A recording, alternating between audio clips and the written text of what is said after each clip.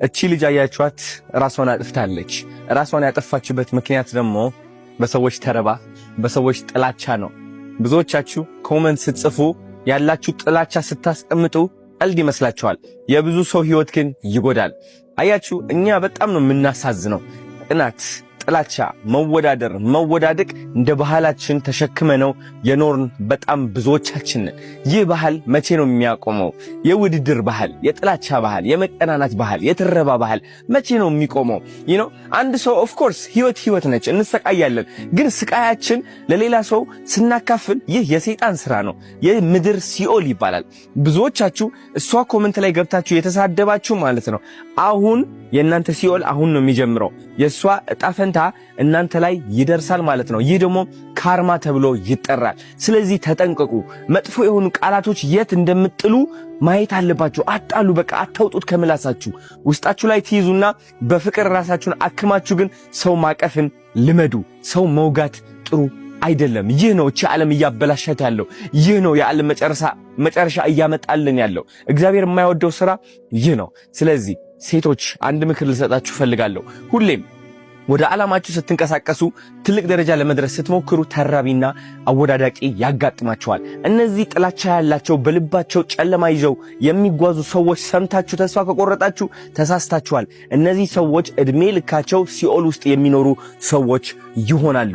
እወቁት። ስለዚህ የራሳቸው ጥላቻ እዛው ተውት። አንቺን ብቻ ይመስልሻል የሚሰድቡሽ? አንቺን ሰድቦ እንደገና አልፎ ሌላ ሰውም ይሰድባሉ። ህይወታቸው ስድብ፣ መጎዳት፣ ማጣት፣ መጎሳቆል፣ መካድ፣ ነገሮች ተበላሽተውብን መመልከት፣ በሰው ይሁን በተለያየ ምክንያት ያዝነው ያልነውን ነገር ማጣት፣ ጨበጥኩት፣ በቃ ደረስኩበት፣ የተመኘሁትን ነገር አገኘሁት፣ የለፋሁትን ነገር እያልን ድንገት ከእጃችን ብን ብሎ መጥፋት ያለን ሰው አይደለም። ፈተና ነው ይሄ። በምድር ሳላችሁ ፈተና ይበዛባችኋል የሚለው የፈጣሪ ቃል ግን አይዟችሁ እኔ ከእናንተ ጋር አለሁ። ተፈጥሯችንን እንረዳ፣ ማንነታችን አንደርስታንድ እናድርግ። እኛ ትልቅ የፈጣሪ ፍጥረቶች ነን። ፈጣሪ ትልቅ በምድር ላይ የሰራው ክቡር ነገር የሰው ልጅ ነው። ታዲያ በዓለም ለመጣ አንድ ትንሽ ነገር ለምን የመጨረሻ ከባድ ነገር አይሆንም? ሁሉን ነገር ንቀነው ራሳችንን ብቻ የምናስበልጥ ከሆነ ከየትኛውም የህይወት ችግር ከየትኛውም የህይወት ፈተና እንወጣለን። በማስተዋል የሆነ ችግር ሲገጥመን የሆነ ማናልፈው የሚመስል ከባድ ጨለማ የሆነ ነገር ሲገጥመን ያልሆነ ውሳኔ መፍትሄ አድርገን ማሰብ ተገቢ ነው ብላችሁ ታስባላችሁ? ሰላም አለይኩም ወራህመቱላሂ ወበረካቱ። ውድና የተከበራችሁ ቤተሰቦቼ እንዴት ናችሁ? በያላችሁበት ሰላማችሁ ይብዛልኝ እያልኩኝ ሰላም ብያለሁ። እንዲሁም ክርስቲያን ቤተሰቦቼ ዛሬ የመጣሁበት ቪዲዮ ትዕግስት ማጣት የሚያመጣውን ጣጣ ነው። እንደምትመለከቱት እቺ የምታሳሳ የምታምር እህታችን በጣም ብዙ ነገር የሚጠበቅባት ወደፊት ብዙ ነገር መስራት የምትችል በጣም ተወዳጅ ሶሻል ሚዲያ ላይ በጣም ብዙ ተከታይ ያላት እህታችን ራሷን አጠፋች እየተባለ ከትላንት ጀምሮ መነጋገሪያ ሆናለች እና ያንን በተመለከተ ትዕግስት ማጣት የሚያመጣው ጣጣ እዚህ ዱንያ ላይ ስንኖር መፈተን ያለ ነገር ብዙ ፈተናዎች ይገጥሙናል። ነገር ግን ያን ፈተና ለማለፍ መታገዝ ሲኖርብን አማራጭ አድርገን የምንወስደው ራስን ማጥፋት መሆን አለበት ወይ?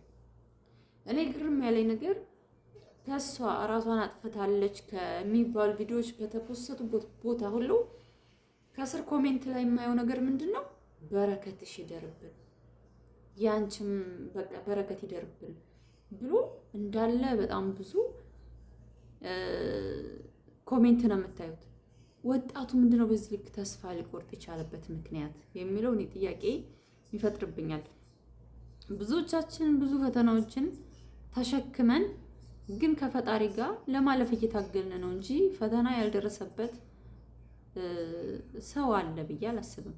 ነገር ግን የሆነ ፈተና ሲደርስብን ራሳችንን እናጥፋ። በቃ ይሄ የዱንያ ህይወት ታከተኝ፣ ደከመኝ፣ እረፍት አልሰጠኝም፣ ከብዶኛል ብሎ ሰው ራሱን ሲያጠፋ እዚህ ዱንያ ላይ ከደረሰበት ፈተና ይልቅ ሌላ ከባድ ፈተና እያዘጋጀ እንደሆነ እንዴት መገመት ማሰብ ያቅታል?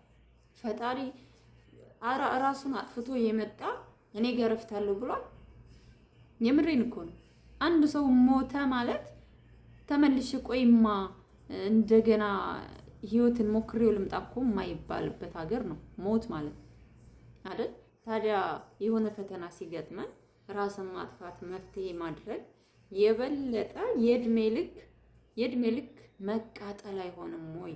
ፈጣሪ ወደዋለሁ ይሄን ነገር ብላችሁ እንዴት አታስቡም ነው?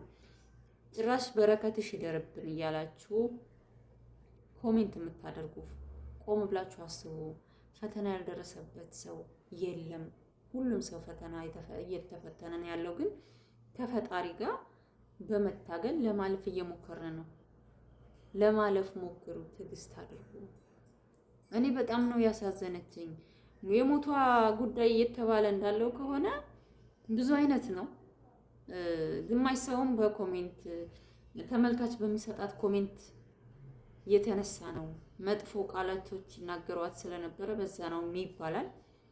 ነገር ግን የቱንም ያክል መጥፎ ነገር ቢናገር ማንም ሰው ምንም አይለጠፍም። እውነት ለመናገር የሚሰብር ቃል ሊናገር ይችላል አንድ ሰው። ነገር ግን ሶሻል ሚዲያ ላይ ሲወጣ አንድ ሰው መልካምም አድናቂ የሚደግፍ ቃል የሚናገር ሰው እንዳለ ሁሉም መጥፎ ቃል የሚናገርም ሰው አለ ብሎ ይሄን አምኖ ነው የሚወጣው። ይሄ እኔ ምንም ምክንያት ሊሆን ይችላል ብዬ አላስብም። ነገር ግን ይቺ የምታሳዝን እህታችን ፈጣሪ ይማራት። በጣም ነው የሚያሳዝነው። ቪዲዮ ሰርታ ያው በኦሮምኛ ነው ያው ብዙዎች ሲተረጉ ምናምን ስለሰማው ነው እንጂ ኦሮምኛ አላቅም። በኦሮምኛ ነው በቃ ታክቶኛል፣ ካሁን በኋላ ትዳርም የለኝም ስራም የለኝም እረፍት ነው የምፈልገው ብላ ገመዱን ይዛ ወደዛው ነው ራሷን አጠፋች የተባለውና በጣም የሚያሳዝነው። ከእንደዚህ አይነት ተስፋ ከመቁረጥ ራሳችሁን ለማቀብ ሞክሩ። ራስን ማጥፋት መፍትሄ አይሆንም። እዚህ ዱንያ ላይ እያቃጠላችሁ ካለው ጉዳይ ይበልጥ ራስን አጥፍቶ ወደ ፈጣሪ መሄድ ጽድቅ አይደለም። ቆም ብላችሁ አስቡ። የሱ ቀን እስኪመጣ መጠበቅ እየቻላችሁ ራሳችሁን አታጥፉ። እውነት እኔ በትናንትና ልጅ በጣም የተሰማኝ ከምላችሁ በላይ በጣም ልጅ ናት። ራሳችሁን አታጥፉ፣ አትወስኑ፣ ለዛ አትቸኩሉ። ከኋላችሁ ሰው ካለ በተለይ ቤተሰብ ካላችሁ፣ እኔ ያኔ ራሴን ባጠፋ አጠፋ ነበር። ማንም ሰው የለኝም ነበር፣ ግን ተስፋ ነበረኝ። ተስፋ እንዲኖረኝ ደግሞ ጉልበት የሚሆነኝ ሁልጊዜ መድኃኒዓለም ነበር። በየእምነታችሁ እናንተ ተስፋ ስትቆርጡ፣ ነገሮች ሲበላሹ፣ ድብልቅልቁ ሲወጣ እሱ ስር ተደበቁ። እና ፈጣሪ ባመጣብን ሙዚባ ላይ እሱ መፍትሄ አለው። ስለዚህ ትዕግስት አድርጉ። እንደዚህ አይነት የማይሆን ውሳኔ አትወስኑ። ለፈተና መፍትሄው ራስን ማጥፋት ብቻ ነው ብላችሁ አትደምድሙ። እኔ እንደዛ ነው የተረዳሁት እንጂ ኋላ ይቺ ልጅ አሁን በቲክቶክ እንኳን ወደ 800,000 ተከታይ ያላት በጣም ታዋቂ ናት። ነገር ግን ከአሁን በፊት አላውቃትም። የሚገርመው ነገር አሁን ነው እንዳለ ሞተች ተብሎ ቫይራል ሲወጣ አካውንቷንም ምኗንም ያየሁት ማለት ነው። እና የሆነ ፈተና ሲገጥም ተስፋ አትቁረጡ ለማለት ያክል ነው። እዚህ ዱንያ ላይ ስንኖር የመጣ ነው ሲጀመር ለፈተና ነው። ጠንካራ መሆን አለብን። የታገሰም ነው ምንዳ የሚያገኘው እንጂ በቃ ታከተኝ ነው በቃ እዚህ መኖር አልፈልግም ብሎ ራስን ማጥፋት በላይኛው ቤት ዘላለም ሲቃጠሉ መኖር ነው እንጂ እረፍት አይደለም። እዚህ ቆም ብላችሁ አስቡ። እዚህ ዱንያ ላይ እየተፈተንኩት ካለው ፈተና ይልቅ ራሴን አጥፍቼ መፍትሄ ያገኛለሁ ብላችሁ ከምታስቡ ዘላለም እየተቃጠሉ መኖር እንዳለ አገናዝቡ። እኔ በጣም ተገረምኩ። በቃ በረከትሽ ይደርብን ምናምን የሚለው ሰው ብዛቱን ሳይ ሰው ምንድነው እንደዚህ ተስፋ የቆረጠው?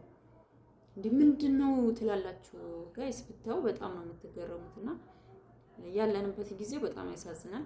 ፈጣሪ ልቦና ይስጠን ነው የምለው። እህታችንን ፈጣሪ ማራት፣ ቤተሰቦቿ መጽናናትን ይስጣቸው፣ እንዲሁም ለአድናቂዎቿ ለወዳጅ ዘመዶቿ መጽናናትን ያድልልን እላለሁኝ።